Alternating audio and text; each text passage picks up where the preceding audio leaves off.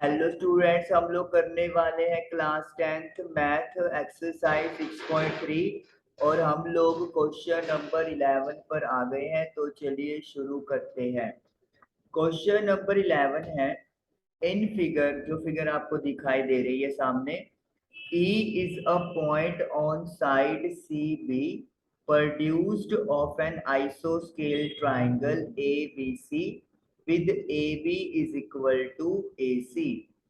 हमारे पास एक आइसोस्केल ट्रायंगल है एबीसी और जो सीबी साइड है वो प्रोड्यूस की गई है, ई पॉइंट उसके ऊपर है और जो ट्रायंगल है उसमें एबी जो है वो एसी के इक्वल है। AD perpendicular to BC, AD जो है वो बीसी के ऊपर परपेंडिकुलर है। ईएफ जो है वो एसी के ऊपर परपेंडिकुलर है। Prove that A B D, ये वाला ट्राइंगल ECF इस ट्राइंगल पे सिमिलर है। ओके, तो चलिए शुरू करते हैं अपना प्रूफ। तो सबसे पहले जो ट्राइंगल्स हमें प्रूव करनी है वो ट्राइंगल्स उठाएंगे, A B D and triangle ECF। सबसे पहले तो एंगल ADB एंगल EFC के इक्वल है, दैट इज 90 डिग्री, क्योंकि AD जो है वो BC के ऊपर परपेंडिकुलर है और जो EF है वो AC के ऊपर परपेंडिकुलर है। ये हमें गिवन है। अब दूसरे पॉइंट के लिए अगर हम लोग इन ट्रायंगल्स को देखें, दैट इज EBD और EFC में, तो ABD का जो एंगल B है वो EFC के एंगल C के इक्वल होगा, क्योंकि ABC में AB AC के इक्वल है। तो opposite sides, sorry opposite angles equal sides के भी इक्वल होते हैं। तो मतलब क्या लिखेंगे, angle ABD is equal to angle FCE। उसकी वजह क्या है, AB जो है वो AC के इक्वल है, तो इसीलिए angles opposite to equal sides are equal. तो दो एंगल्स की बात हो गई, तो now we are going to write by a similarity rule. जो ट्राइंगल ABD है वो ट्राइंगल ECF के सिमिलर है। तो इस तरीके से हमारा क्वेश्चन नंबर 11 कंप्लीट हुआ। एक एंगल 90 डिग्री का आ गया और एक एंगल B एंगल C के इक्वल हो गया, क्योंकि AB AC के इक्वल थी। तो जो एंगल्स इक्वल साइड्स के अपोजिट होते हैं वो आपस में भी इक्वल होते हैं। तो इस तरीके से क्वेश्चन नंबर 11 डन हुआ। अब करेंगे हम लोग क्वेश्चन नंबर 12। क्वेश्चन नंबर 12 है, sides AB BC and median AD। कौन कौन सी साइड हो गई, AB BC ये कंप्लीट एंड मीडियन AD, ये तीनों साइड्स ट्रायंगल ABC की are respectively proportional to sides PQ, यानी AB PQ के, QR BC QR के एंड मीडियम PN और AD PM के हैं और प्रोपोर्शनल दिया हुआ है। शो दैट ABC PQR के सिमिलर है। ओके, तो चलिए पहले अपन लिखते हैं कि जो गिवन है हमें,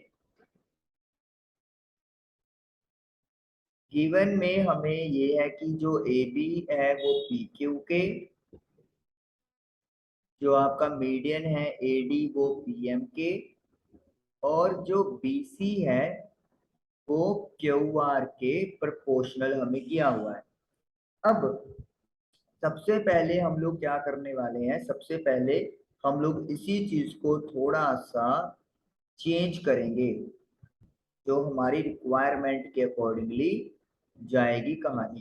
कैसे करेंगे वो मैं भी आपको बताता हूँ। जो बीसी है उसे हम लोग ट्वाइस ऑफ बीडी लिख लेंगे, रीजन अभी बताऊंगा। और जो क्यू आर है उसको लिख लेंगे टू क्यू एम।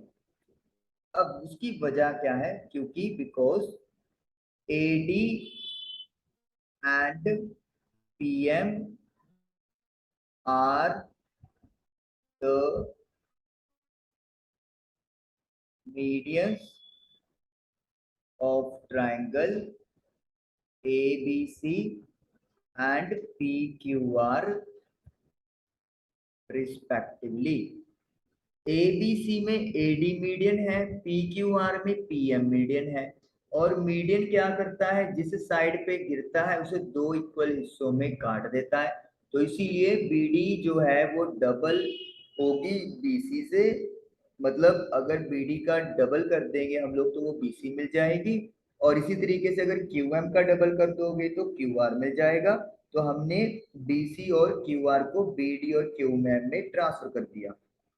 2 से 2 कट जाएगा तो ये मेरे पास बन गया AB upon PQ is equal to AD upon PM is equal to BD upon QM। अब आप कहोगे इसका क्या यूज है, क्योंकि ABC PQR में तो ये मतलब हमारे कोई फिट में नहीं बैठता। तो बताता हूँ कि कैसे आप इसको यूज करेंगे। अब जो ट्राइंगल्स मैं उठा रहा हूँ वो ABD एंड PQM है। हमने प्रूव तो और ट्रायंगल्स करनी है, लेकिन मैं पहले कौन उठा रहा हूँ, ABD एंड PQM। तो इन ट्रायंगल्स में देखिए AB upon PQ,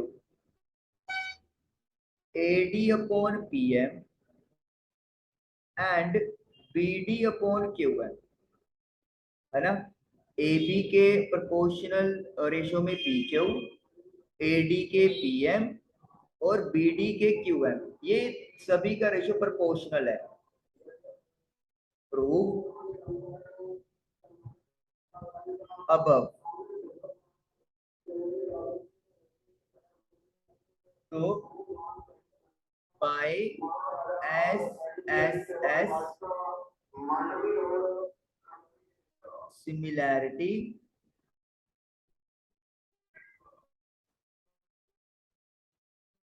triangle ABD PQM के सिमिलर है।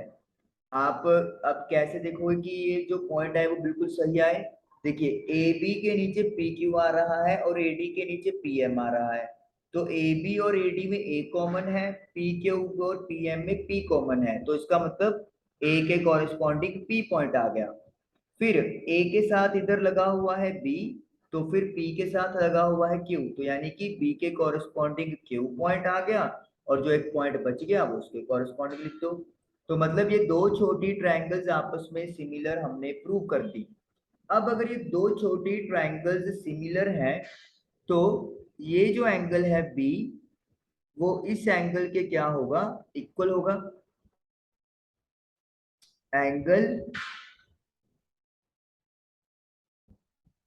B जो है वो एंगल Q के इक्वल है। Q corresponding angles of similar triangles are equal. Similar triangles के कॉरस्पॉन्डिंग एंगल इक्वल होते हैं, तो बी एंगल क्यू के इक्वल होगा। अब हमें जो प्रूव करना है, अब उन ट्रायंगल्स की हम लोग बात करेंगे। तो ये हम लोग इधर से प्रूफ कर सकते हैं शुरू, ठीक है ना, कि ये हमारा प्रूफ इधर से स्टार्ट हुआ। चलिए तो मैं इसको थोड़ा सा इरेज कर दूं ऊपर वाली चीज को।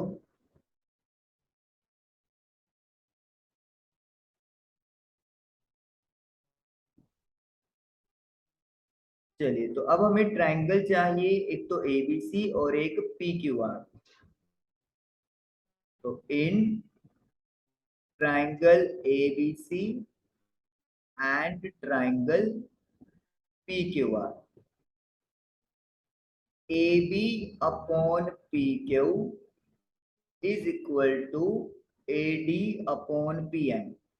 AB upon P Q, AD upon PM, ये रेशियो प्रोपोर्शनल हम लोग प्रूव कर चुके हैं, या सॉरी प्रूव क्या, ये तो अपने को गिवन ही थी, ये आप देख सकते हो यहाँ से, तो इट इज गिवन।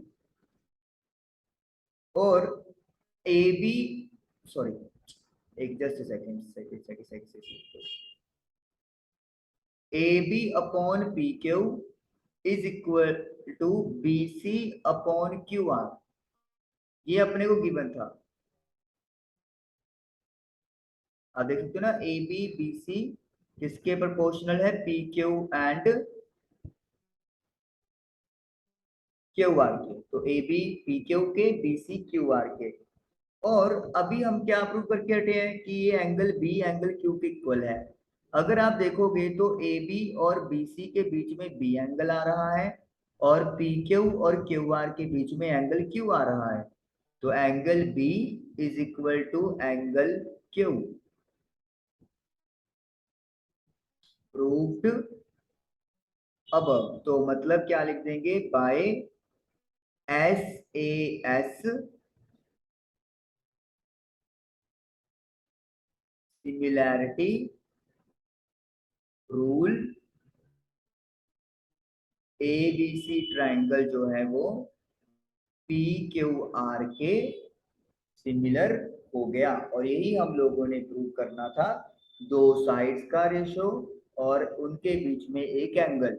साइड्स का रेशो तो ऑलरेडी गिवन ही था, AB PQ के, BC QR के, लेकिन जो एंगल की कमी थी वो हम लोगों ने वो यहाँ से कंप्लीट कर दी। तो क्वेश्चन नंबर जो 12 है वो आप लोगों का डन हुआ। चलिए अब करेंगे क्वेश्चन नंबर 13। क्वेश्चन नंबर 13 है, D is a point on the side BC of a triangle ABC such that angle ADC is equal to BAC। हमारे पास फिगर गिवन नहीं है, तो इंफॉर्मेशन जो गिवन है उसे हमें फिगर बनाना है। तो एक अपने पास ट्राइंगल है जिसे अपन ABC बोल रहे हैं, तो ABC जो पॉइंट D है वो साइड BC के ऊपर है। सपोज कर लो this is the point D point in between नहीं है, मैं एक मिनट अलग से बना देता हूँ, नहीं तो आप शायद ये सोच लो कि यहाँ पे लगा लेते हैं, गिवन नहीं है तो अपने एज्यूम कर लिया कि एंगल ADC, एंगल ADC कौन सा हो गया, ये वाला, दिस इज एंगल ADC, वो BAC के इक्वल है। BAC मतलब कि ये वाले एंगल के इक्वल है। शो दैट CA का स्क्वायर, ये CA2 नहीं, ये CA का स्क्वायर है, वो CB मल्टीप्लाई बाय CD के इक्वल होगा, तो CB मल्टीप्लाई बाय CD। तो चलिए शुरू करते हैं। तो आप देखो कि जो CA है वो आपकी बड़ी ट्रायंगल और ADC छोटी ट्रायंगल का पार्ट है, जो CB है वो बड़ी ट्रायंगल का पार्ट है, और जो CD है वो इस ट्रायंगल का पार्ट है। तो इसका मतलब है हमें कौन कौन सी ट्रायंगल उठानी पड़ेगी, एक तो ट्रायंगल बड़ी वाली दैट इज ABC, और एक ट्रायंगल ADC। तो इन दोनों ट्रायंगल्स को मुझे सिमिलर प्रूव करना पड़ेगा। तो करके देखते हैं शुरू। पहला पॉइंट तो गिवन ही हो गया कि जो एंगल BAC है, यानी बड़ी ट्रायंगल का BAC ये वाला एंगल छोटी ट्रायंगल में ADC एंगल के इक्वल है, ADC, और ये चीज क्या है हमें ऑलरेडी गिवन है। अब अगर आप देखोगे इस बड़ी ट्रायंगल और छोटी ट्रायंगल में जो एंगल C है वो कॉमन आ रहा है, तो मतलब angle C is equal to angle C जो कि कॉमन है। तो फिर अपन क्या लिखेंगे, बाय AA सिमिलैरिटी रूल, क्या लिखेंगे कि जो ट्रायंगल ABC है वो ADC के सिमिलर है। अब कॉरेस्पॉन्डिंग पॉइंट चेक करने हैं। देखिए ट्रायंगल ABC का ये A एंगल छोटी ट्रायंगल में डी के इक्वल है, तो यानी कि ए के कॉरस्पॉन्डिंग डी पॉइंट आएगा।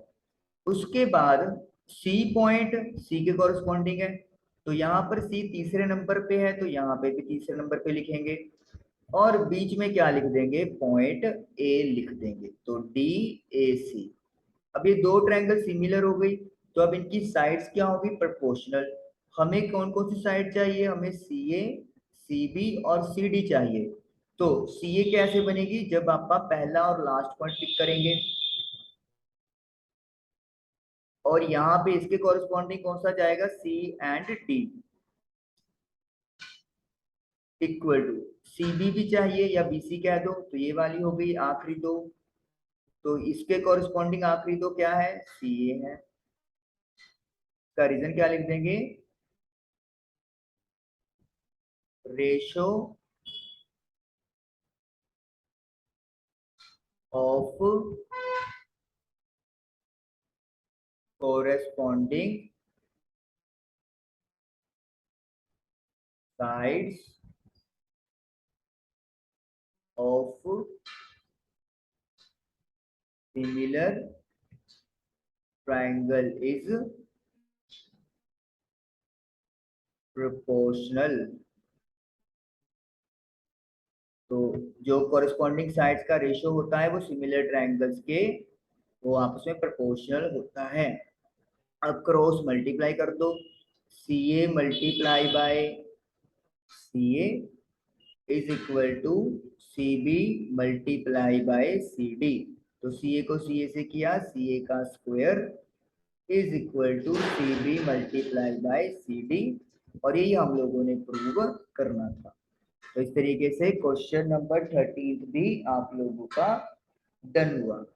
तो क्वेश्चन नंबर 13 मतलब 11, 12, 13 आपके डन हुए। आई होप आपको समझ में आए होंगे। Thank you for watching the video.